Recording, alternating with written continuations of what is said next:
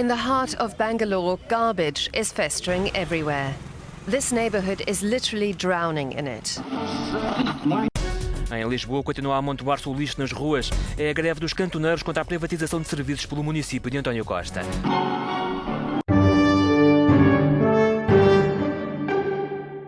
Olá, bem-vindos a mais um episódio do Demolição, um podcast para desconstruir ideias. Eu sou o João Valadão. Eu sou o Jossy. E hoje vamos falar sobre o lixo.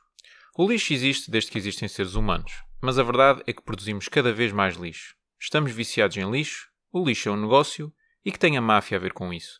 Neste episódio falamos um pouco sobre o lixo e o impacto na nossa sociedade. Não é assim, Jossy? Exatamente. Bem, os seres humanos, desde que existem, produzem lixo, como disseste. Basta pensarmos nas pontas de lança que são encontradas, não é? Dos homens do Neolítico. Bom, os pontas de lança literalmente, não é? Os pontas de lança da Liga Portuguesa, porque esses não são muito fracos. Mas isto para dizer que sim, portanto, os seres humanos, desde que começaram a manipular o meio ambiente e a transformá-lo, produzem lixo. A verdade é que esse lixo não é todo igual. Ele pode ter maiores ou menores impactos ambientais. E convém dizer que, por exemplo, quando sugeriste este tema, eu até pensei que vamos falar sobre o lixo, mas o que é que há para falar sobre o lixo? Mas a verdade é que há muito para falar sobre o lixo, portanto este episódio inevitavelmente será uma gota no oceano deste tema. Muitas coisas ficarão de fora, portanto também Exato. Para dar uma ideia, não é? Pois dava para várias teses de doutoramento, sem dúvida, e aliás já deu. Quem sabe se no futuro não possamos trazer cá um convidado ou uma convidada. Uhum.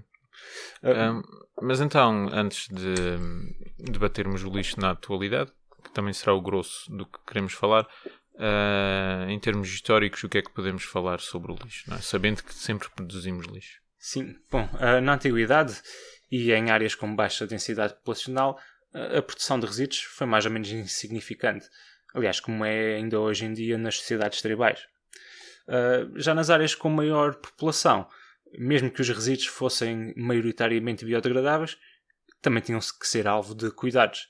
Por exemplo, os maias da América Central tinham um ritual mensal no qual as pessoas da aldeia se reuniam e queimavam o seu lixo em piras comunitárias. Uhum. Então, é de imaginar que, enquanto éramos caçadores-recoletores, a quantidade de lixo, de facto, era bastante reduzida, porque não produzíamos praticamente nada. Certo, não é? O lixo advém muito da produção. Se vamos ver uma tribo isolada da Amazónia, é a mesma coisa, não é? Uhum. Portanto, tem a ver com o lixo e a sua quantidade e a sua qualidade, tem a ver muito com a tecnologia, com o avanço científico-tecnológico do mundo. Uhum. Bom, mas continuando nesta senda histórica, o Vale de Gina, também chamado de Sheol no Novo Testamento da Bíblia, é mencionado. Sim, é mencionado.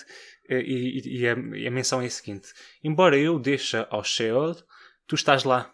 Sheol era aparentemente uma lixeira fora da cidade que era queimada periodicamente. Uhum. Até se tornou sinónimo para inferno. Okay. Relativamente aos aterros, o primeiro foi desenvolvido em 3000 a.C., portanto há mais de 5000 anos, em Creta, Grécia, quando as pessoas cavavam buracos profundos para esconder o lixo, que depois cobriam com terra. Já por volta de 500 a.C., a cidade grega de Atenas desenvolveu uma das primeiras regulamentações conhecidas sobre o lixo. Por exemplo, os moradores eram proibidos de deitar lixo na rua. Em vez disso, a lei determinava que o lixo devia ser transportado e despejado a cerca de 1 milha da cidade, para manter a sua estética e prevenir doenças. Por aqui podemos também supor que o lixo no interior da cidade já era um problema há anos passados. Esta passados, estratégia de simplesmente pegar no lixo e transportá-lo para uma zona afastada do centro vai ser uma realidade em Portugal até pelo menos aos anos 80, com as lixeiras do século XX. Sim. Ainda na Antiguidade, na China, em 2000 a.C., são desenvolvidos métodos de compostagem e reciclagem e também da reciclagem de bronze para uso posterior. Portanto, é uma forma de lidar com este lixo, com estes resíduos produzidos pelo homem. Uhum. Mas o primeiro sistema conhecido de tratamento de águas residuais era localizado na Síria, em El Con, não sei se é assim que se diz, localizado no Crescente Fértil. O oásis da Mesopotâmia mostra evidências de tratamento de águas residuais, a começar por volta de 6500 a.C. portanto há mais de 8.500 anos. O local teve um vasto planeamento urbano centrado na drenagem de águas residuais domésticas. Existia então um sistema sofisticado de calhas dentro das residências, bem como uma conexão desse sistema de calhas a sistemas maiores dentro da cidade. Certo. Então, Isto é uma espécie de precursor da cloaca máxima dos romanos. Não é? Exatamente. Então os fluidos eram transportados através desses sistemas de calhas das residências para as valas que eram feitas nas ruas da cidade.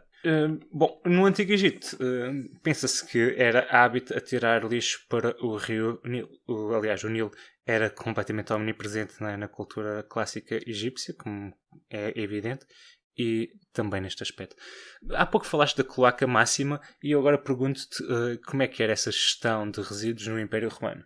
Sim, portanto, para quem não ouviu o nosso episódio anterior sobre a higiene pessoal, os romanos desenvolveram muito o sistema de escoamento. Não é? Em Roma criaram uma vasta rede de esgotos, conhecido como Cloaca máxima. conhecida, aliás, como a cloaca máxima.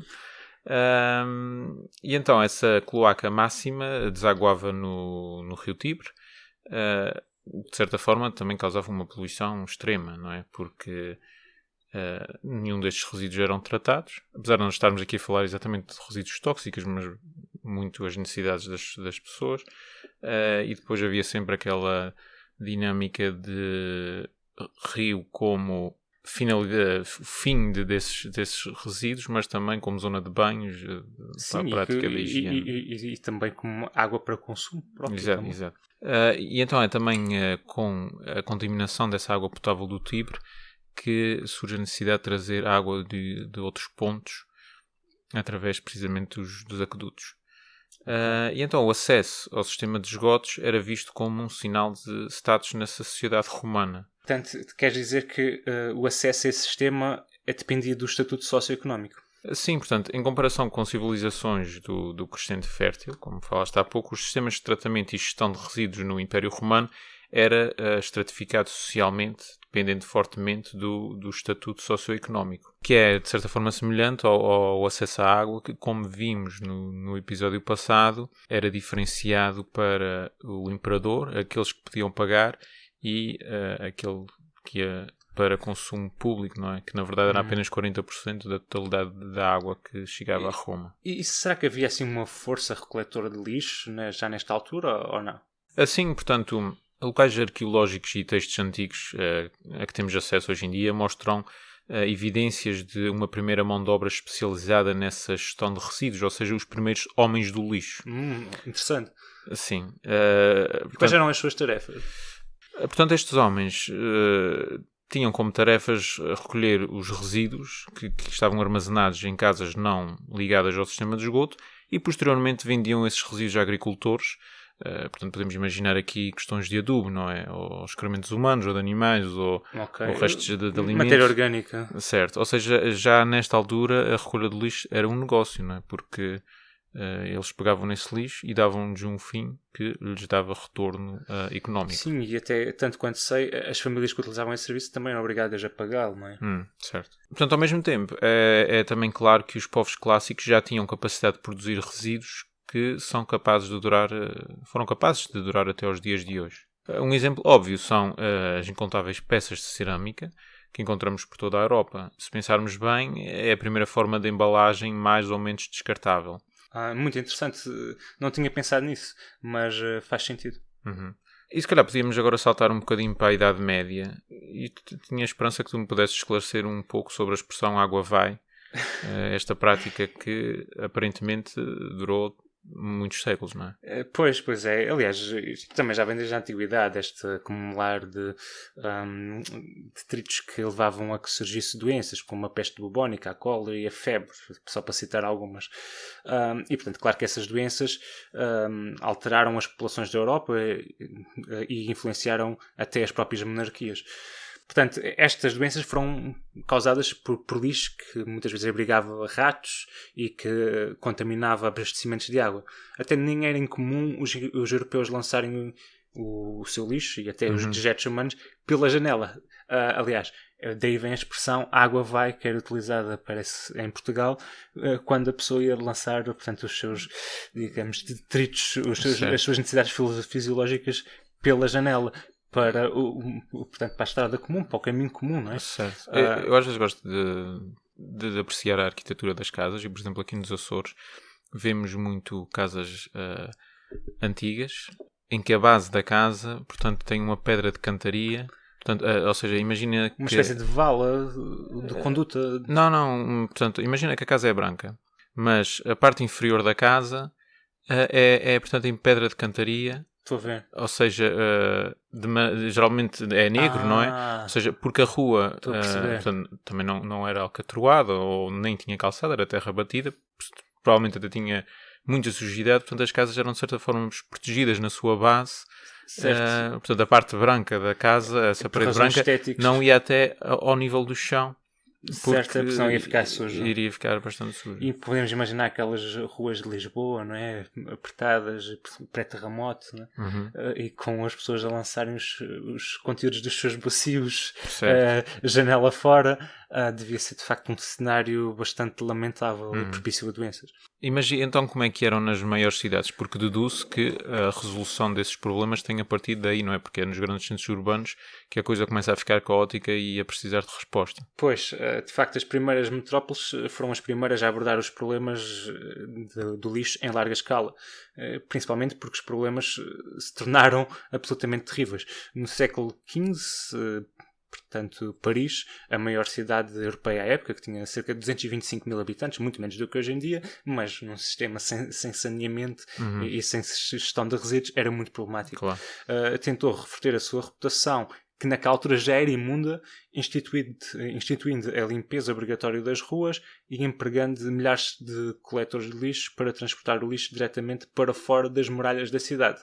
No entanto, dizia-se que a cidade lutava para manter a sua defesa contra os atacantes, enquanto as pilhas de lixo subiam a alturas monstruosas fora dos muros da cidade. Também, mais ou menos na mesma época, o Parlamento inglês proíbe o descarte de resíduos em cursos de águas e valas públicas.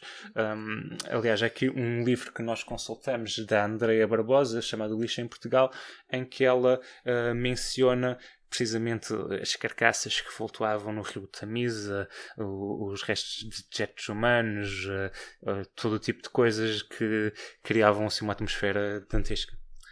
Certo. Uma outra curiosidade é que em 1551 surge o primeiro uso registado de embalagens. O papeleiro alemão Andreas Bernhardt começa a colocar o papel em embalagens que eram etiquetadas com o seu nome e endereço. Portanto, aqui Foi embalagens no sentido de descartável, não é? Sim, no sentido de serem descartáveis, mas também no sentido de serem identificáveis quase como marca. Ok. Portanto, isto tudo uma resenha histórica muito rápida, mas para falarmos do que foi a história da humanidade do lixo no período pré-industrial. Agora vamos entrar no período industrial, em que há uma grande expansão demográfica e é que o lixo se torna verdadeiramente exatamente, problema. E é isso que eu te pergunto, João. Quando começa a haver as primeiras manifestações de industrialização na Europa, também há uma modificação deste aspecto da gestão de resíduos. Claro que esta modificação foi progressiva. Quer-nos falar sobre isso? Aqui a questão do lixo, parece que estou sempre a ter um déjà vu do que falámos já há 2 semanas, mas a verdade é que o lixo e a qualidade, a higiene pessoal e a saúde estão muito interligados, não é? Claro. E então, por exemplo, em Inglaterra, em Londres, houve uma expansão populacional bastante grande, não é? E o lixo, que não era de forma alguma tratado, não é? Acumulou-se nas ruas da cidade e também no rio Tamisa, não é? Que era uma autêntica porcaria. E que levou a um degradamento geral da vida urbana, já bastante precarizada pelas condições laborais e tudo mais, ou seja, era mesmo uma miserabilidade grande. Sem falar do clima inglês, não é? Que se Sim, terrível também já na altura. Portanto, já nesta altura surgem apelos para que a autoridade municipal proceda à remoção do lixo, apesar de já há muitas décadas antes, em 1751, um sujeito chamado Corbin Morris a ter proposto em Londres que o lixo deveria ser removido para bem longe de Londres, de modo a preservar a saúde das pessoas. Transportando através do rio Tamisa, não é? Sim, sim. E diz-me uma coisa. Qual era a constituição principal desses resíduos municipais urbanos? Portanto, a principal constituição era a cinza de carvão, ou poeira, que tinha valor de mercado para a fabricação de tijolos e como corretivo do solo. Portanto, isto foi um sistema que funcionou até meados da década de 1850, quando então o valor de mercado desse pó colapsou. Ok. E parece que é neste esforço de eliminação do lixo, não é, que surge a primeira incineradora, não é? Exato, este aumento drástico de resíduos levou à criação dessa incineradora, ou como eram chamadas na altura, as destruidoras. E é em 1874 que a primeira incineradora foi construída na cidade de Nottingham. No entanto, portanto, esta construção encontrou uma certa oposição devido à quantidade de cinzas que produzia. Mas isso não impediu que as incineradoras fossem adotadas em boa parte do velho e do novo continente. Aliás, em 1914 já existiam 300 incineradoras só nos Estados Unidos da América. Portanto, podemos ver que havia um grande desespero para encontrar um sítio onde colocar os resíduos, não é? E a incineração tem essa vantagem, que é esteriliza e ao mesmo tempo reduz a quantidade do lixo, não é? Certo. E portanto depois torna mais fácil gerir o espaço. E o que é que acontecia às vezes na cidade com os cavalos e com todos aqueles animais que andavam pelos locais públicos? Portanto, nessa altura acontecia isto no século XIX, não é? Acontecia o que em 2023 acontece nas ruas dos Açores, que é, portanto, as ruas ficavam sufocadas com estrume de cavalo, naquela altura, aqui de vacas. E o que é que também podemos dizer acerca de dejetos de animais deixados ao ar livre? É curioso porque as incineradoras não resolveram totalmente o problema do lixo, evidentemente. Na viragem do século, portanto, do século XIX para o século XX, as cidades mais pequenas utilizavam muitas vezes varas de porcos para comer o lixo ou fresco ou cozido. Mas em meados dos anos 50 do século XX aconteceu um surto de uma doença que resultou na destruição de 1000 porcos que comiam o lixo cru, por uma questão de saúde pública. Certo. Foi então aprovada, isto nos Estados Unidos, uma lei que exigia que o lixo fosse cozido antes que pudesse ser alimentado a suínos. Agora fica a questão, será que esses suínos depois eram consumidos pelas pessoas? Era provável. É bem provável. E relativamente àqueles caminhões de lixo que nós vemos, eles não foram sempre assim. Inicialmente os caminhões eram assim uma espécie de carroça basculante de corpo aberto que era puxada por cavalos e que havia os homens, por exemplo, de rag and bones, dos trapos e ossos, que também existiram em Lisboa, que transportavam este lixo. Mais tarde então surgiram as carrocerias abertas a motor e mais tarde as carrocerias fechadas.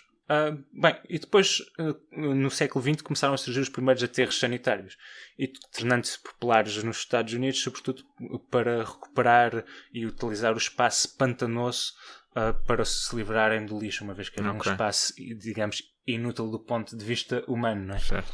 E também é no início do século XX que começam os primeiros esforços para prevenir o envio de lixo para o oceano, não é verdade? Exatamente.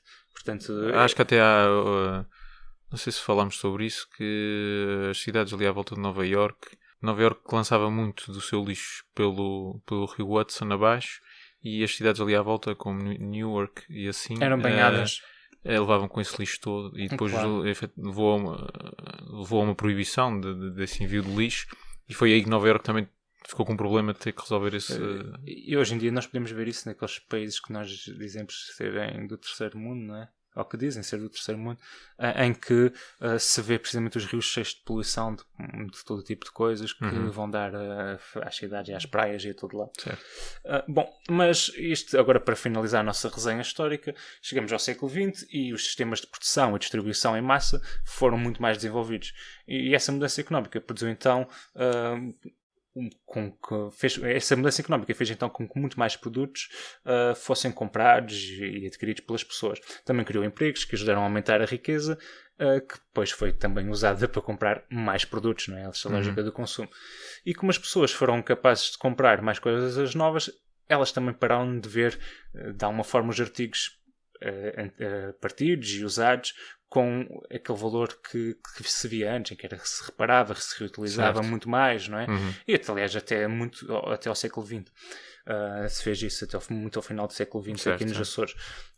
E mesmo nos Estados Unidos, esta mentalidade, este boom de consumo, creio que só surgiu já na segunda metade. Portanto, mesmo nos Estados Unidos ainda havia aquela mentalidade de poupança até os anos 50, 60.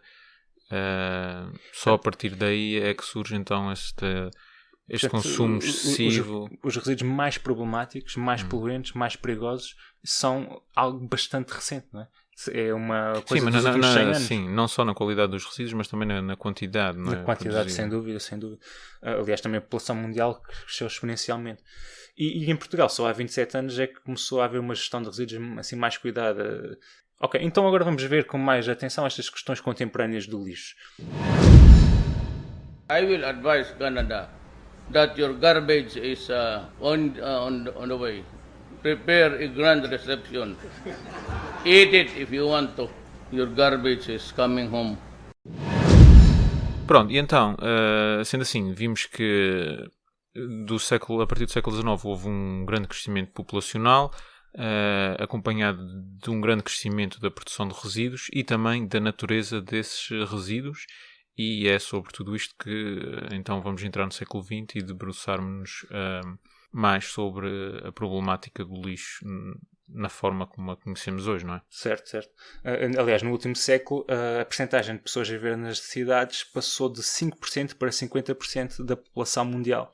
Pois é verdade, também temos esse êxodo, não é? Esse êxodo rural. Exato. E são, claro, os centros urbanos que produzem mais lixo fruto da população e da sua cultura inerente de consumo. Os produtos embalados são consumidos avidamente. E é também de realçar o boom que a invenção do plástico e o aumento da produção fabril tiveram no século XX, que contribuiu fortemente para este problema. Só para termos um termo de comparação, em 1950 eram produzidas 1,5 milhões de toneladas de plástico. Hoje em dia, só para vermos, vai em 360 milhões de toneladas por ano. Pois, muitas mais pessoas a consumir, muitos mais países a produzir. Certo, e só para termos uma noção aqui do problema que é o plástico, vamos ver que o plástico é algo que se tornou muito rápido e barato de produzir. Já reciclá-lo torna-se bastante caro, devido ao processo de recolha, separação e classificação que é necessário fazer para reciclar um produto de plástico. Certo. Aliás, existem milhares de tipos diferentes de plástico e muito poucos deles podem ser derretidos conjuntamente. Aliás, os plásticos também se vão degradando após 1 ou 2 processos de reciclagem. Sim, portanto a reciclagem não é infinita. Não, para o plástico sem dúvida. E a Greenpeace descobriu que quanto mais o plástico é reutilizado e reciclado, mais tóxico ele se torna. Okay. Mais matéria, portanto, tóxica é libertada pelo produto. Ok. Mas muito desse plástico não é reciclado? Pois, a verdade é que o lixo plástico tem muito poucos mercados hoje em dia, precisamente devido à questão do preço.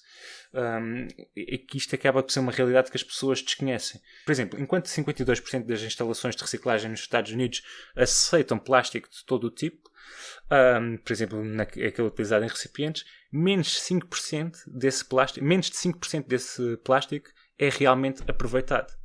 E o restante é colocado em aterros sanitários ou é incinerado.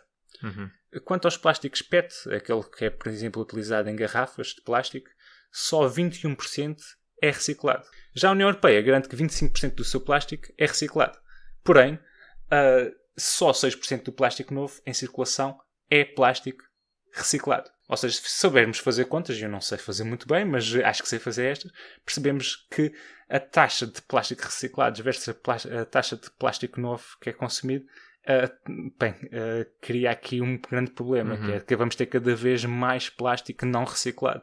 Certo. E vamos ver que estas estatísticas nem sempre são muito fiáveis. Exato. Veremos mais à frente. E existem variações, não é, nas estatísticas. Por exemplo, aqui a OCDE diz que apenas 9% do plástico produzido à escala mundial é reciclado, sendo que 19% é incinerado e 50% vai parar a aterros.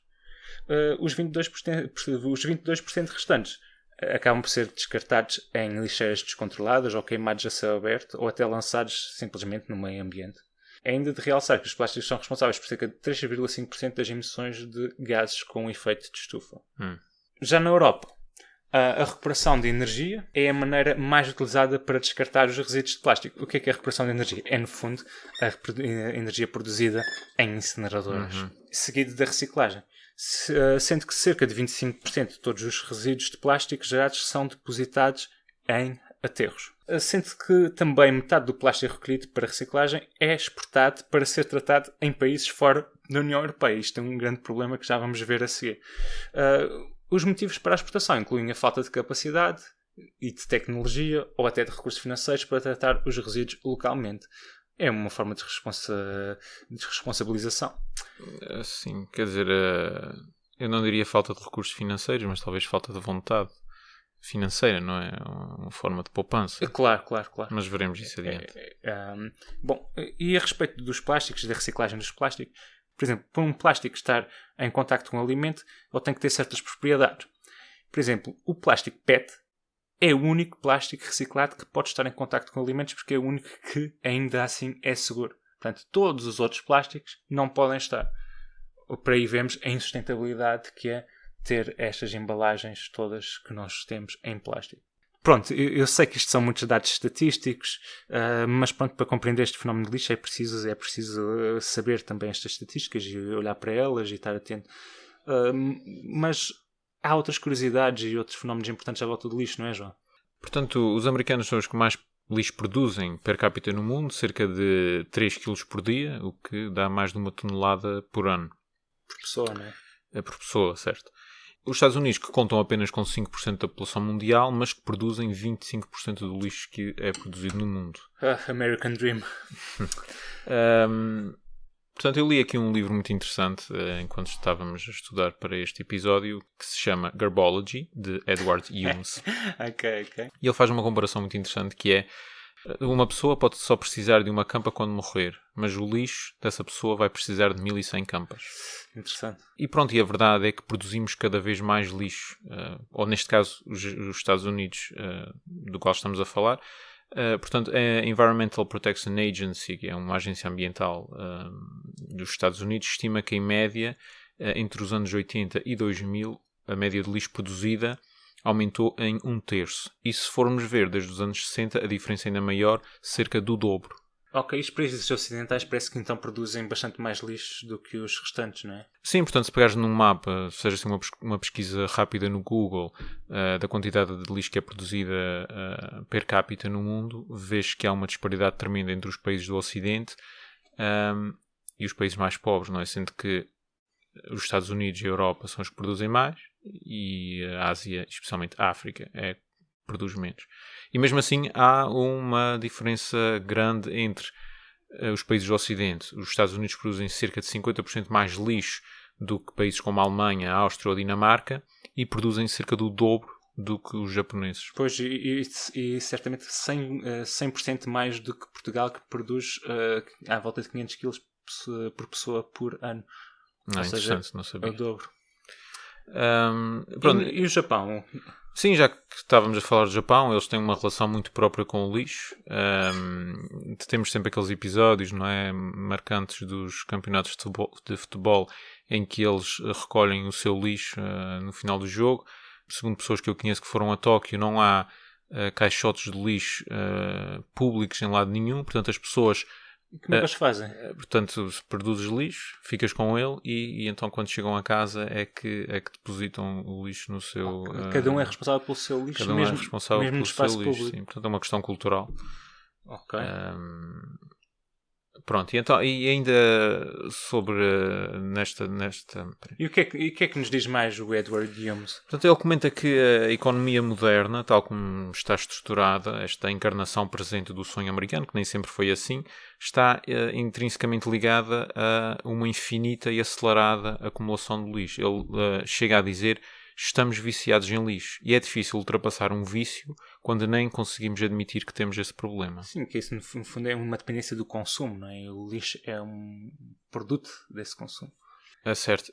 E isto não é muito difícil de percepcionar, que manifestações deste tipo de consumo, de vício, é que podemos falar, Josie.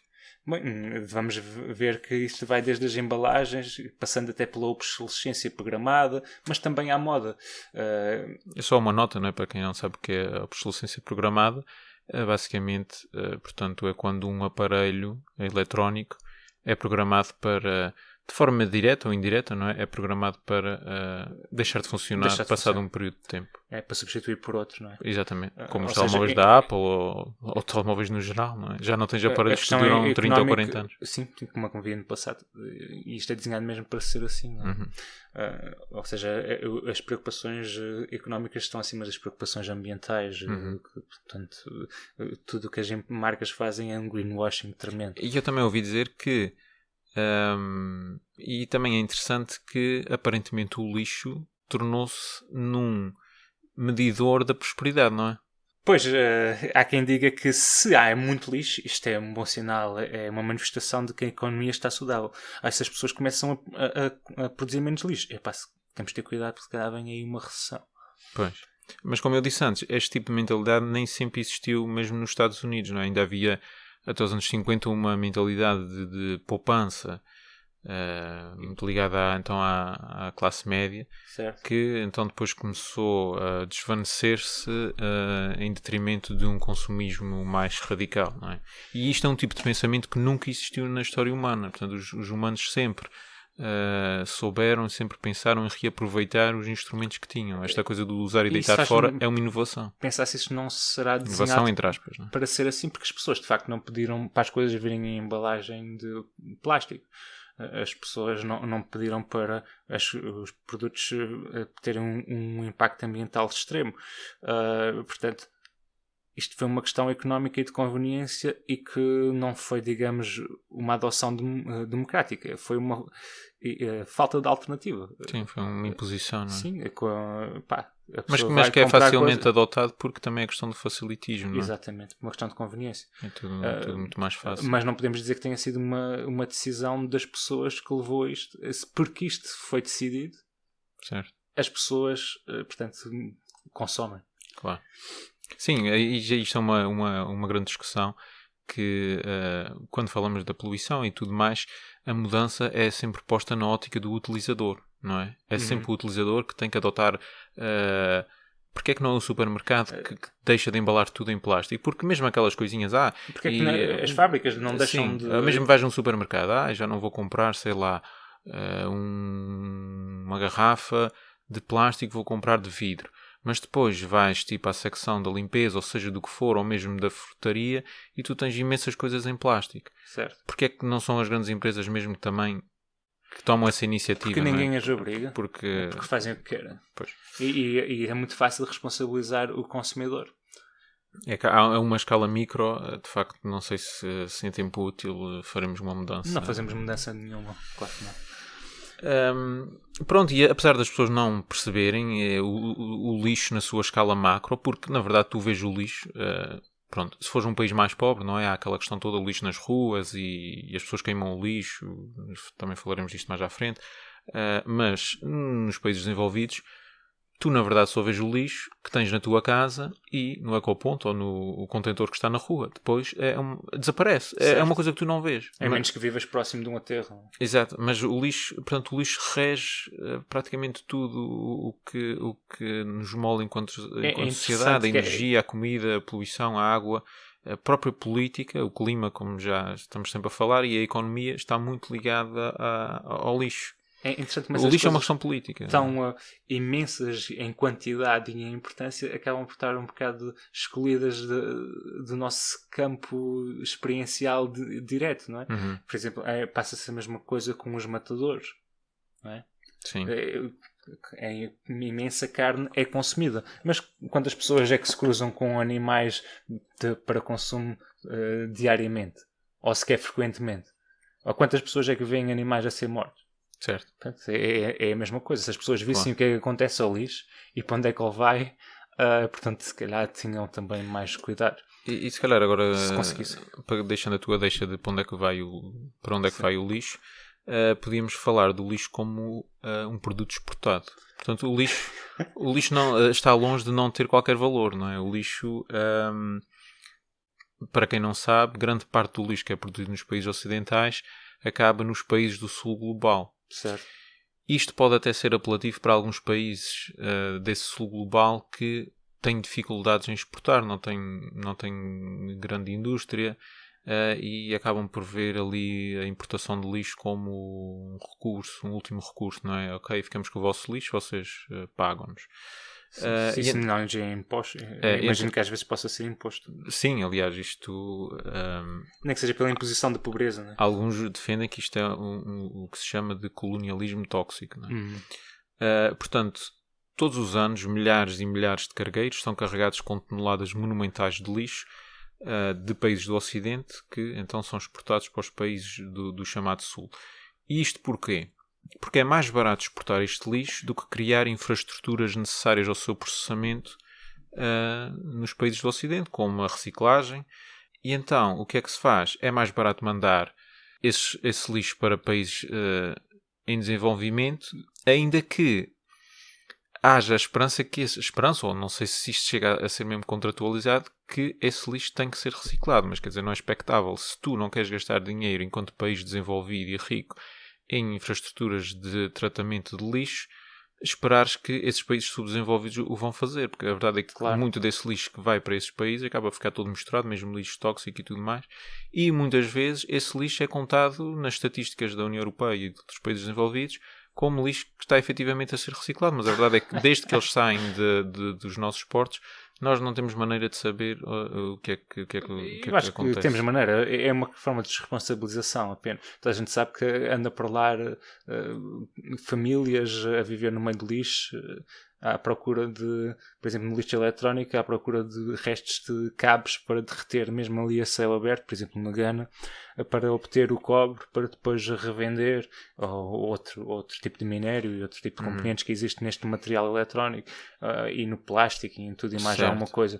Ou seja, tem um impacto também tremendamente negativo na saúde daquelas pessoas que trabalham lá, mas não só, pois na saúde das comunidades ali à volta, porque aquilo polui os cursos de água, os solos, o ar, por aí fora. E o que é que implica este envio todo de lixo? Significa que, por exemplo, nas últimas décadas a União Europeia aumentou em 70% a exportação de lixo reciclável. Lixo que poderia ter sido tratado em casa, não é? Em casa. E, portanto, como eu estava a dizer, o destino deste lixo muitas vezes não é acompanhado, ou nunca é acompanhado, e depois acaba por ser incinerado ou depositado nesses países sem qualquer tipo de tratamento, o que gera depois sérios casos de poluição, de doenças, etc. E então, não querendo aqui maçar ainda com mais estatísticas, só dizer que em 2021 a União Europeia exportou mais de 40 milhões de toneladas cúbicas de lixo reciclável para países terceiros, o que representa um aumento de 2 milhões de toneladas face ao ano anterior e é um aumento de 80% face a 2004. Ou seja, o aumento de lixo que estamos a produzir e a exportar é porque eu acho que também já devemos estar a ficar sem espaço para o lixo, então... Não temos, de facto. É verdade. Então lança-se o lixo lá para a Os África. nossos aterros, nós estamos, como também veremos... É só uma piscina aqui um papel, vocês vão reciclar isso tudo. Sim, senhor, claro que sim. Porque os nossos aterros estão cheios, a verdade é essa. Há uns anos fechamos as lixeiras e estamos no ponto de ter que fechar os aterros, porque os aterros no fundo é uma espécie de paliativo, não é? Tu, ok, encobres aquilo e tudo mais, resolves uma data de problemas, mas o lixo continua ali e em contexto de aterro o lixo demora muito mais por causa da falta de oxigênio e da pressão, mesmo lixo orgânico demora muito tempo a degradar-se. Ou seja, parece que não há uma solução limpa Não, para o lixo. mas há uma meta para 2035 da União Europeia para que o lixo depositado em aterros seja só 10% do lixo produzido. Neste momento em Sabes Portugal, o que é que vai acontecer a essa meta, não sabes? neste momento em Portugal deposita-se 50%. Ou seja, Ninguém vai chegar a essa meta vai... ou vamos todos para a incineração, que é o que vamos... Pois, vamos exatamente, a questão das incineradoras. Mas ainda sobre aqui os países que importam lixo, houve uma grande mudança. Portanto, já há países que se começaram a revoltar, não é? A manifestar-se contra esta importação, e o caso mais paradigmático é a China. Não é? Portanto, não sei se queres falar um pouco sobre isso, Chelsea. Sim, por exemplo, a China é o caso mais conhecido. Por mais de 25 anos, a China foi o principal destino do lixo dos países ocidentais, digamos assim. Segundo o site Statista, de onde a gente retirou estas estatísticas, a China chegou a importar 70% do lixo de plástico produzido no mundo. Mas entre 2017 e 2018, também a meio do conflito com a administração Trump e com os Estados Unidos da América, etc., o país, a China, impôs fortes restrições a esta prática, o que levou a uma redução drástica da importação destes resíduos. Para a China, porque vamos ver que rapidamente para a se China. encontrou... Estava a referir mais China. Claro, rapidamente se encontrou outros países. Sim, outros aterros. Peraí, Basta pensar como esse ex-presidente dos Estados Unidos se referia a estes países, que os atuais também pensam, não é? Os atuais governadores do mundo, governantes do mundo todo também pensam que é shithole countries. Só como dizia aquilo que pensava, os outros não é isso? Mas no fundo é essa a mentalidade. E nesse sentido, portanto, outros países começaram a importar esse lixo, foram a Tailândia, o Vietnã, ou até mesmo a Turquia, que está às portas da Europa. Que absorve muito do lixo também que vem da União Europeia. E então, como falámos, durante muitos anos, a China foi o principal destino de muito do lixo que era produzido nos Estados Unidos e não só. E é interessante falarmos aqui de um caso concreto, de uma figura que se tornou uma curiosa intermediária dessa exportação. E então é uma senhora chinesa chamada Zhang Yin. Ela teve a particularidade de ser a primeira mulher a tornar-se multimilionária na China em 2006. E deixa-me adivinhar, à custa do lixo? Exatamente, à custa do lixo. Portanto, o pai desta Zhang Yin era um oficial do Exército Vermelho chinês que portanto, chegou a ser preso na altura da Revolução Cultural. Ela acabou por abandonar a China em 1989 na altura do massacre de Tiananmen e foi viver para Los Angeles com o marido. E então ela na altura fundou uma companhia, não sei muito bem a tradução em inglês, em português, em inglês chama-se Scrap Paper Company, mas acaba por ser uma companhia que recolhe papel usado. Descartado, sim. E então, o que é que acontecia? Ela e o marido iam para Los Angeles de carrinha, visitavam aterros e basicamente pedinchavam por papel usado. Portanto, que na altura era considerado inútil e sem valor nenhum. E o que ela fazia com este papel? Portanto, ela percebeu que na China havia uma tremenda falta de papel, mas uma procura cada vez maior de papelão, para embrulhar a quantidade de produtos cada vez maior que a China tinha que exportar. Que a China tinha que exportar. Então ela, cheia de contactos aqui e ali, arranjou maneira de meter esse papel que ela foi acumulando, não é? Claro que depois a empresa foi crescendo. Arranjou maneira de meter nesses cargueiros que vinham da China para os Estados Unidos cheios, mas depois voltavam vazios. E assim, pronto, enriqueceu. Teve tanto sucesso que essa companhia que ela criou, que se chama America Shangnam, tornou-se a principal exportadora em número de contentores para a China num certo período. Contentores carregados de papel. Sim, que por vezes creio que eram reciclados já nos Estados Unidos, ou então eram mesmo só transportados e depois reciclados na China. Pronto, e depois com esse dinheiro todo que ela acumulou, ela também fundou a maior companhia chinesa de produção de cartão. Portanto, faz sentido, não é? Exporta, claro. E depois produz a Nine Dragons Paper, que em 2010 valia cerca de 4,4 mil milhões de dólares. É interessante que eu estou a pensar que tudo isto também tem um impacto ambiental tremendo, ainda que ela vai buscar esse papel ao lixo descartado. Sim, portanto, como qualquer sempre atividade aquela humana. lógica do crescimento infinito, não é? Certo. Está a pegar em lixo que vai depois embrulhar mais lixo, porque senão no imediato, num futuro relativamente próximo. Certo. Pronto, ironia das ironias, dado que eu falei aqui, não é, dos problemas dela com o Partido Comunista Chinês, ela hoje em dia faz parte da Conferência Consultiva Política do Povo Chinês. E o que é isto? É um órgão consultivo da República Popular da China, o que a torna uma espécie de conselheira do Partido Comunista. Isso é muito irónico. Um Partido Comunista que tem como conselheiro uma pessoa multimilionária. Mas não há de ser a única. E também não há de ser comunista este partido. Ok. E agora, se calhar, dávamos um salto e falávamos de uma coisa interessante, que é a ligação da máfia ao lixo. Exatamente. E vamos falar de 2 casos particulares, que é a máfia italiana nova-iorquina, que dominou o negócio do lixo em Nova Iorque, e depois vamos falar da Camorra, que domina o lixo Em Itália, né? no sul da Itália, na região de Campania, na Nápoles, Certo. etc. Are you in the mafia? Am I in the what? Whatever you want to call it. Organized crime. I'm in the waste management business. Everybody immediately assumes you're mobbed up. It's a stereotype, and it's offensive. Jossi, o que é que podemos falar da máfia italiana em Nova Iorque e do negócio do lixo? Pois, o negócio do lixo foi sempre um negócio muito interessante para a máfia, porque é assim, um negócio bastante low profile e é legal, não é? E acaba mais facilmente por passar fora do radar da polícia, além de que é também um esconderijo para outras atividades ilegais, não é? Uhum. Portanto, é uma forma perfeita de fazer uma lavagem de dinheiro. Nos Estados Unidos, o negócio entre a máfia e o lixo começa em 1957, na cidade de Nova Iorque.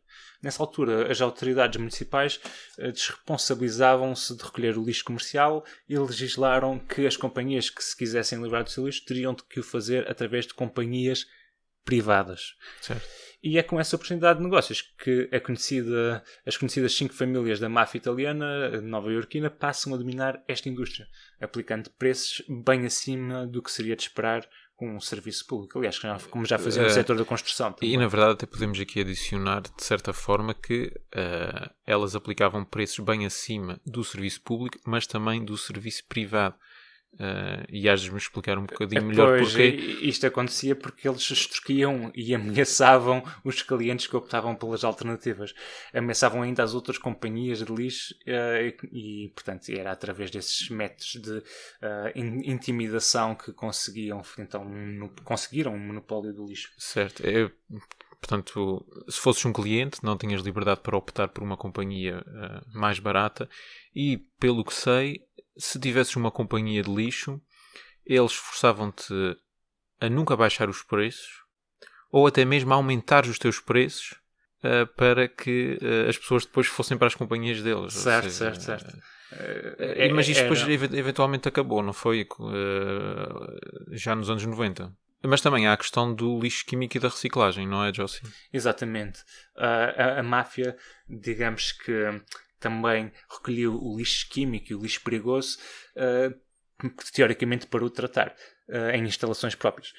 No entanto, o que é que acontecia? Muitas vezes esse lixo era misturado com lixo convencional e depositado nas lixeiras e nos aterros. Não é muito diferente do que falámos até aqui, porque tratar desse lixo químico ou da reciclagem implicaria custos acrescidos. Certo. E eles cobravam mais, menos, só que não faziam um serviço. Mas não queriam. Que no fundo é a mesma coisa do que enviá-lo para a África ou para a Ásia. Pronto. Certo. Mas foi uma grande oportunidade de negócio, não é? Sim, uma grande oportunidade de negócio. Bom, mas foi só nos anos 90 que a máfia perdeu alguma influência no negócio do lixo nova-iorquino, através de uma legislação chamada RICO Act, que visou precisamente combater a atividade criminosa da máfia. Uhum. Portanto, através de processaram-se esses líderes mafiosos.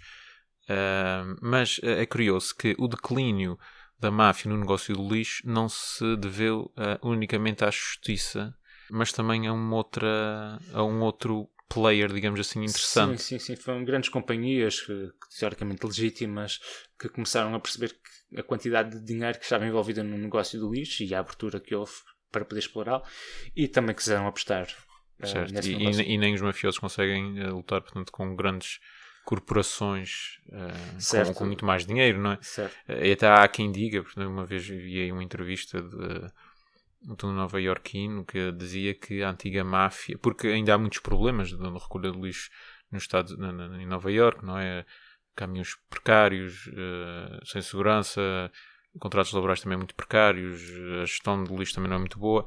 Então há quem diga que até a antiga máfia foi substituída por uma máfia corporativa, não é? A coisa não ficou assim tanto diferente. Mas a verdade, Certo. pronto, em relação à máfia, é que acabámos por ver os líderes destas organizações então a serem presos e a serem julgados por extorsão, agiotagem, outros crimes, não é? Porque eles tiveram que associar todos esses crimes, não podiam ser acusados de estarem a recolher lixo. O problema deles nomearem durante tanto tempo é que era difícil, portanto, acusá-los de uma coisa em concreta que os levassem Claro. a ser condenados. Mas relativamente ainda à máfia, há pouco falaste da Camorra em Itália. Como é que se processava ou como é que se processa ainda esse negócio? Sim, portanto, a Camorra, para quem não conhece, é uma organização criminosa baseada ali na região da Campania, portanto, em Nápoles. Difere um pouco da máfia siciliana, porque tem uma organização mais horizontal, digamos assim. Ok. E então a Camorra já está envolvida no negócio do lixo há cerca de um quarto de século. Portanto, eles têm um controlo apertado sobre a indústria do lixo, naquilo que também são chamados de uma ecomáfia. Portanto, o que é que acontece? Da mesma forma que vimos essa exportação de lixo de países do norte global para o sul global, durante muito tempo, não sei se atualmente esse nível de exportação ainda é assim, mas durante muito tempo, muito do lixo do norte da Itália, onde se concentra o grosso do tecido industrial italiano, era exportado para o sul de Itália. Certo. Através da intermediação da Camorra. E todos estes problemas, sabemos, o lixo químico, seja o diabo 7, acontecia, não é? Portanto, eles pagavam à Camorra para eles se livrarem deste lixo, supostamente também ou seja, pagavam porque não queriam estar a pagar o tratamento como deveria ser. Claro que a Camorra depois também transportava e mostrava aquilo tudo de qualquer maneira e tens muitos terrenos poluídos no sul da Itália. Graças a isso. Graças a Já ouvi isso. falar Terrenos que são muito usados que chegou também a haver para a agricultura. resíduos nucleares no meio disso, não é? Não sei. Mas Eu ouvi dizer que também já foi foram encontrados resíduos nucleares no meio desse lixo. Melhor não mexer muito lá. Pois. Como estava a dizer, portanto, muitos desses terrenos são usados para produção de alimentos, o que torna isto também um problema de saúde pública, não é? Há um jornalista aqui, o Roberto Saviano, um jornalista italiano, ele escreveu o livro Gomorra, que depois também deu origem ao filme e mais tarde também à série. Eu confesso que o filme não vi depois aquela série, não sei se é da HBO, né? Depois está na HBO, série italiana, muito conhecida, mas na série creio que eles não falam do lixo. Mas o Roberto Saviano diz que as 3 máfias italianas, claro que elas não tratam só de lixo, não é? Mas as 3 máfias italianas são a maior indústria de Itália e uma das maiores europeias, tendo lucros 2 ou 3 vezes superiores à Fiat, por exemplo. Certo. Mas eu queria só fazer então uma nota que fala sobre o que é que acontece ao lixo, não é? Ele é todo misturado, não é? Mas ele fica em fardos de lixo que depois é acumulado em grandes pirâmides, uma espécie de aterro.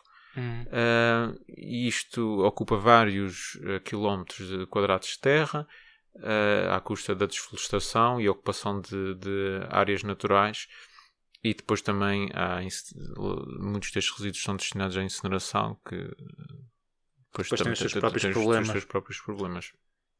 E a respeito da própria... só para dizer que o problema do lixo é um problema sério ali na região de Nápoles. Há muitos protestos, houve muitos protestos face também à inação ou ineficácia do governo italiano e mesmo à própria impotência da população local para fazer face a estas organizações criminosas que no fundo destroem, portanto, a região, não é? A natureza e a qualidade de vida das pessoas. E falando de protestos, para isso vê também a importância deste setor para a organização e para o funcionamento da sociedade, porque quando há protestos, como houve recentemente em França e em outros países, e por parte dos lixeiros, não é? Das pessoas que trabalham no lixo, e o lixo deixa de ser recolhido devido às greves que são feitas, o lixo começa a ser acumulado por toda a parte, sobretudo nas grandes cidades, não é? E aí se vê que de facto eles cumprem uma missão crucial, não é? crucial. E deviam ser muito mais valorizados. Certo.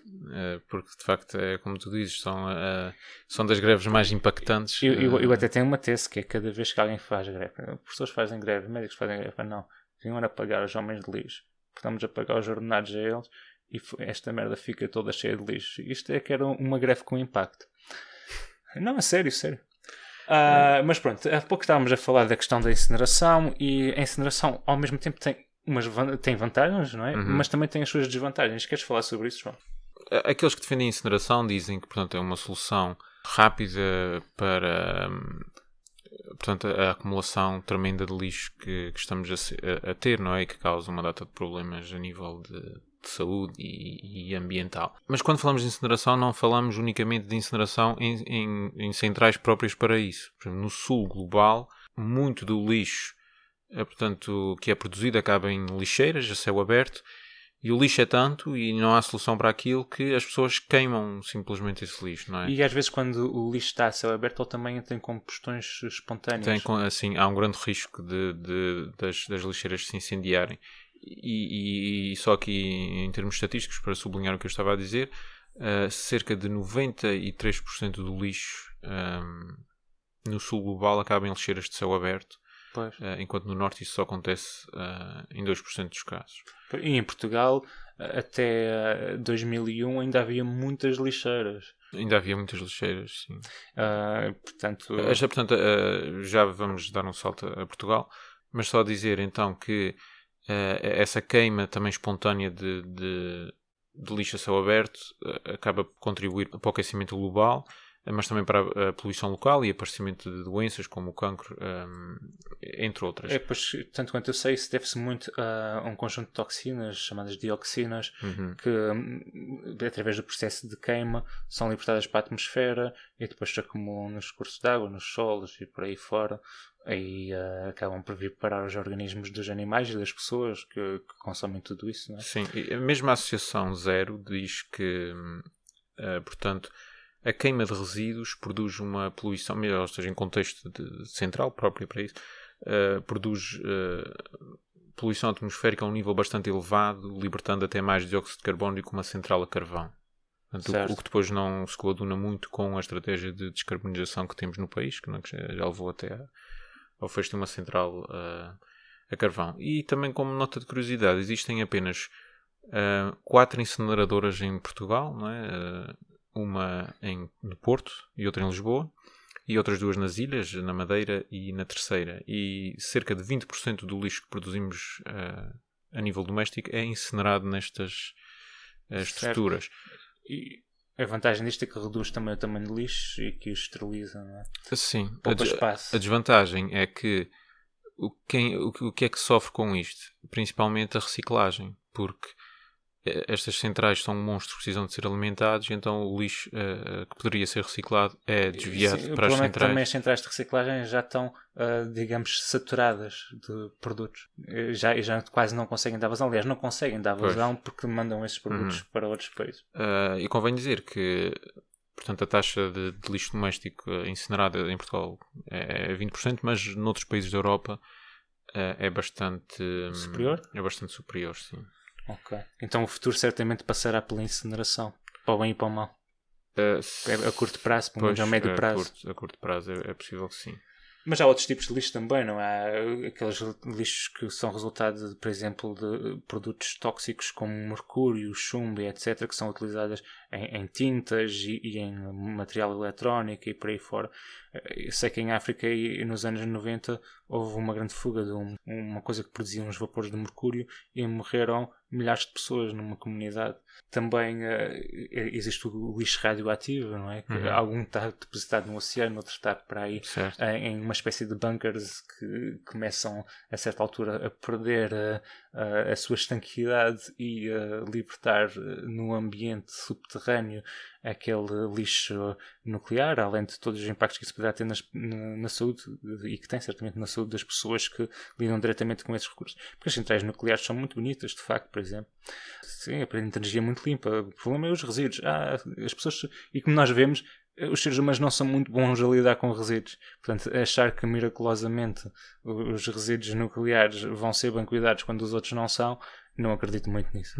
Ainda há uma outra forma de lixo, não é, João? Que não pensamos muito nela porque não está aqui à nossa beira. Sim, o lixo espacial, não é?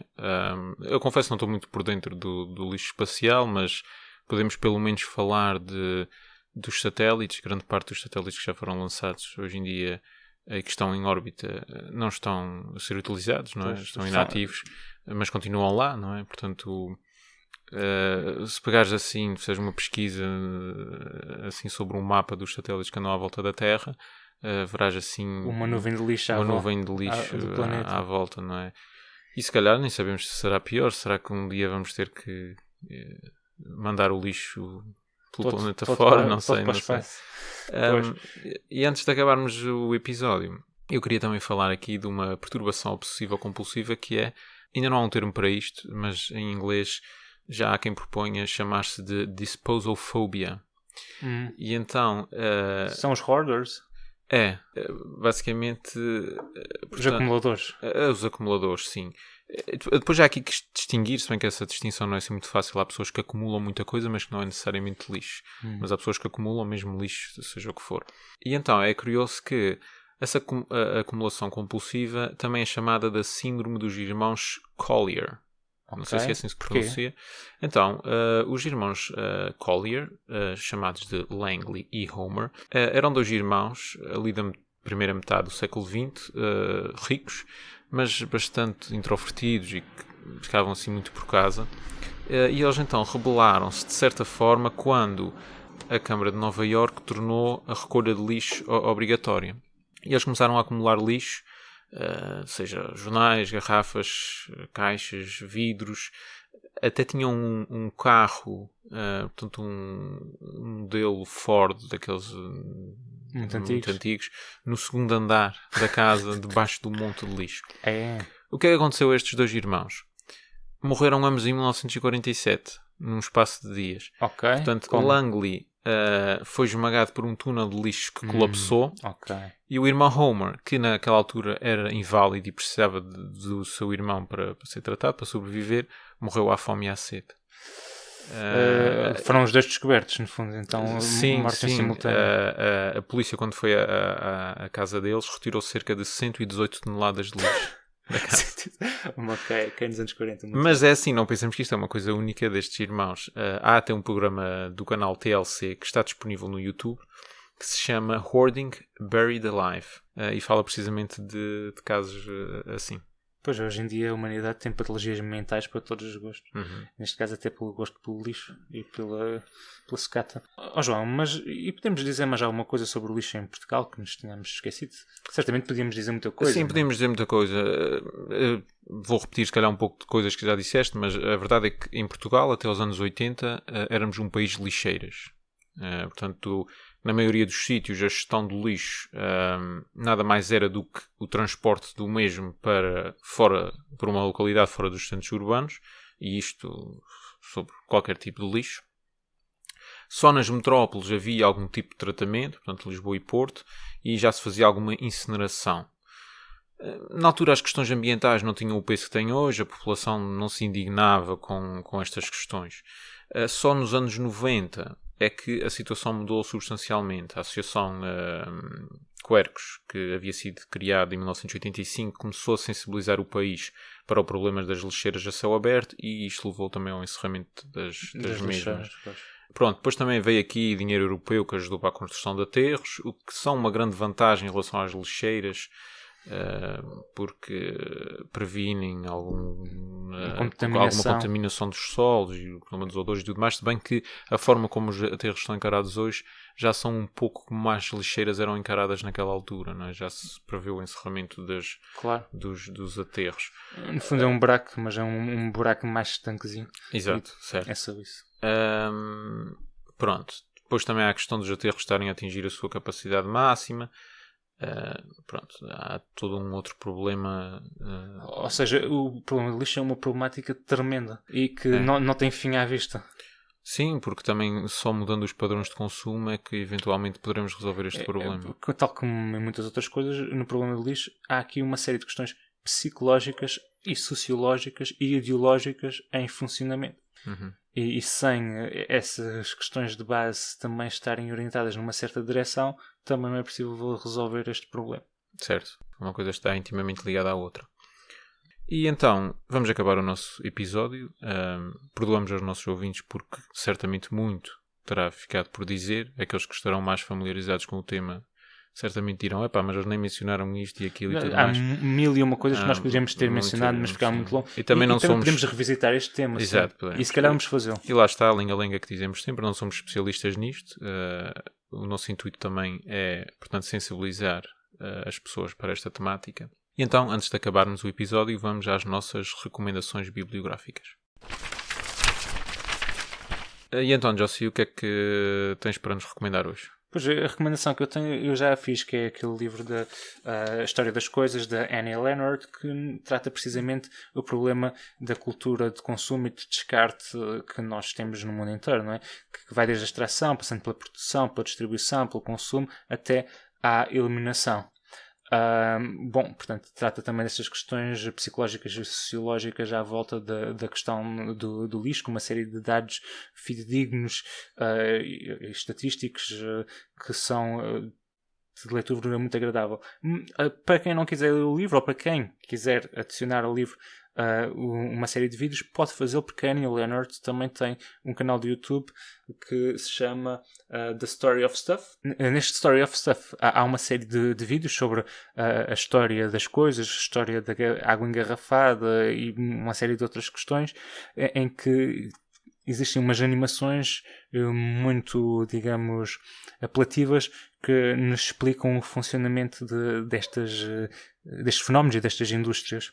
E quais são as tuas recomendações, João? Eu queria recomendar um livro chamado O Lixo em Portugal, que é escrito por Andrea Barbosa, faz parte da coleção de livros da Fundação Francisco Manuel dos Santos, e faz assim um retrato sobre a problemática do lixo em Portugal. Bastante recomendável. Sim.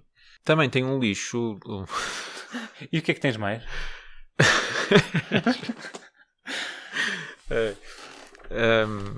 Também tem um livro de Edward Humes, que eu falei aqui, fiz algumas menções e li parcialmente, chamado Garbology, Our Dirty Love Affair with Trash. E que, portanto, este Edward Humes é um jornalista que recebeu o prémio Pulitzer. E então o livro faz assim um retrato da problemática do lixo assim, a nível global, foca-se muito nos Estados Unidos. E é uma leitura bastante interessante sobre tudo o que falámos até aqui. Também queria recomendar, apesar de não ser um livro sobre o lixo diretamente, mas é um dos livros mais importantes da literatura brasileira, chamado Quarto de Despejo, Diário de uma Favelada, de Carolina Maria de Jesus. Okay. Portanto, esta senhora que já faleceu foi uma mulher que se mudou para as favelas de São Paulo, ali meados, inícios do século XX, penso que meados, e que vivia na pobreza extrema com os seus filhos, e ela era o que se chamava uma catadora de papel. Portanto, ela ganhava o pouco dinheiro que conseguia através da recolha de lixo, de papel e de venda. Portanto, é um relato bastante cru do que é a miséria. Aliás, há vários documentários sobre essa miséria em aterros, lixeiras no Brasil, ali no Rio de Janeiro e em São Paulo, que praticamente são cidades e que tem pessoas lá a viver e a viver do lixo, não é? Da recolha de lixo, miseravelmente, mas miseravelmente, certo. E ainda queria recomendar, como falei há pouco, um documentário da Vice que está disponível no YouTube, precisamente sobre a participação da Camorra no negócio do lixo no sul da Itália. Então, para acabarmos este episódio, eu queria fazer só aqui uma citação de algo que nos disse uma poetisa inglesa chamada Dorothy Sayers, que viveu na primeira metade do século XX, e ela disse-nos o seguinte: uma sociedade onde o consumo tem de ser artificialmente estimulado para manter a produção em andamento é uma sociedade fundada no lixo e no desperdício. e uma tal sociedade é uma casa construída sobre areia. Sem dúvida. Se aplica bem a este tema e a tantos outros. Então, só sugerir aos nossos ouvintes que nos sigam no Instagram e nos sigam também nas plataformas que usam para ouvir o podcast e que lá nos deem uma votação amiga. Da nossa parte, nós voltamos outra vez excepcionalmente daqui a 3 semanas, por motivos de força maior. Portanto, estaremos de volta no dia 28 de maio com um novo tema. Marquem nos vossos calendários. Marquem nos vossos calendários essa data simplesmente fenomenal. Pronto, até lá, um grande abraço, fiquem bem. Um abraço.